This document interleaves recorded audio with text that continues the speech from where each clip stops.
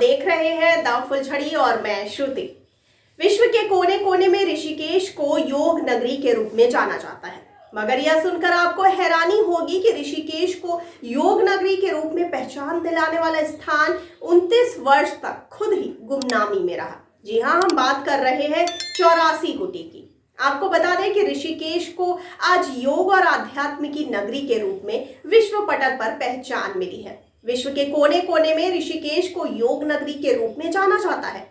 भावातीत ध्यान योग के प्रणेता महर्षि महेश योगी द्वारा बसाए गए शंकराचार्य नगर, जिसे 84 कुटी भी कहते हैं, उसकी बहुत सारी खासियत है। लेकिन इनमें आइए सबसे पहले जानते हैं कि किस तकनीक का इस्तेमाल इस कुटी में हुआ है।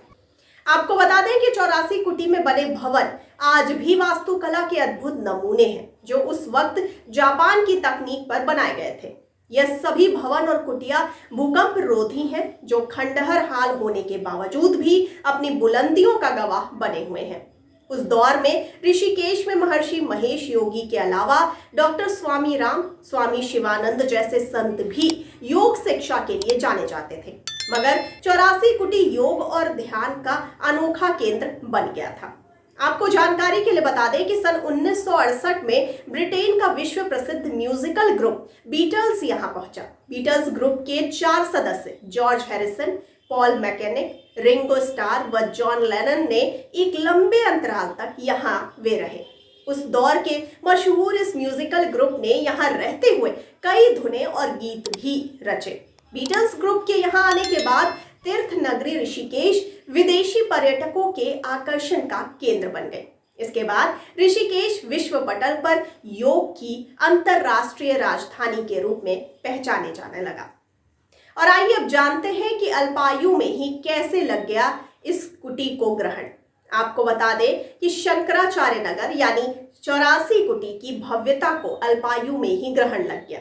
वर्ष 1983 में राजाजी नेशनल पार्क बनने और वर्ष 1986 में पार्क का सीमा विस्तार होने पर 84 कुटिया पार्क क्षेत्र में आ गई। पर्यटकों की आवाजाही के कठोर नियम होने और संसाधनों का विस्तार संभव न हो पाने की वजह से महर्षि महेश योगी ने इसे वन विभाग के सुपुर्द कर दिया और स्वयं वे नीदरलैंड का रुख कर लिए। आपको बता दें कि यहाँ तमाम गतिविधियां धीरे धीरे बंद हो गई। लंबे अरसे तक यह स्थान वीरान रहा, लेकिन इस धरोहर के प्रति देश विदेश के पर्यटकों का आकर्षण कम नहीं हुआ। आखिरकार वन विभाग ने करीब 35 वर्ष तक वीरान रही इस धरोहर को वर्ष 2015 में पर्यटकों के लिए खोल दिया। 84 कुटी खुलने के बाद से ही यहाँ पर्यटकों की आमद बढ़नी शुरू हो गई। आज 84 कुटी राजाजी टाइगर रिजर्व की आमदनी का बड़ा स्रोत बन गई है। तो आइए इसी में बात कर लेते हैं कि राजस्व को बढ़ावा देने में ये 84 कुटी कैसे सहायक है। आपको बता दें कि कोरोना वायरस संक्रमण के चलते 23 मार्च को जब देश भर में लॉकडाउन घोषित किया गया था, उसके साथ ही 84 कुटी में भी पर्यटक गतिविधियां बंद हो गई थी। 7 माह बाद 16 अक्टूबर को 84 कुटी को फिर से पर्यटकों के लिए खोल दिया गया। इसके बाद पर्यटकों का आना जाना यहाँ शुरू हो गया, जो निरंतर जारी रहा। अब तक 8,840 भारतीय और 48 विदेशी पर्यटक यहाँ घूमने के लिए आ चुके हैं, जिनसे कुल 7,48,010 रुपए का राजस्व भी राजाजी टाइगर रिजर्व की झोली में आया है। और आइए अब जानते हैं कि कैसे इस कुटी में पर्यटक सुविधाओं का विस्तार किया गया है।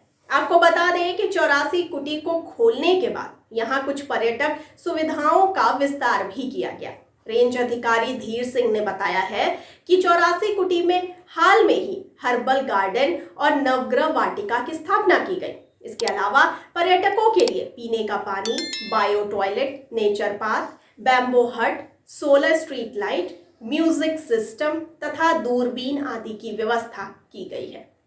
आपको ये भी बताते चलें कि 84 कुटी में बड़ी संख्या में विदेशी पर्यटक महर्षि महेश योगी तथा बीटल्स ग्रुप से जुड़ी यादों को महसूस करने के लिए आते हैं। विदेशी पर्यटकों से शुल्क के रूप में खासी आमदनी भी प्राप्त होती है, मगर कोरोना संकट के कारण अभी विदेशी पर्यटक भारत उतनी मात्रा में नहीं आ रहे हैं, जिससे यहाँ भी विदेशी पर्यटकों की आमद अभी तक बेहद कम है।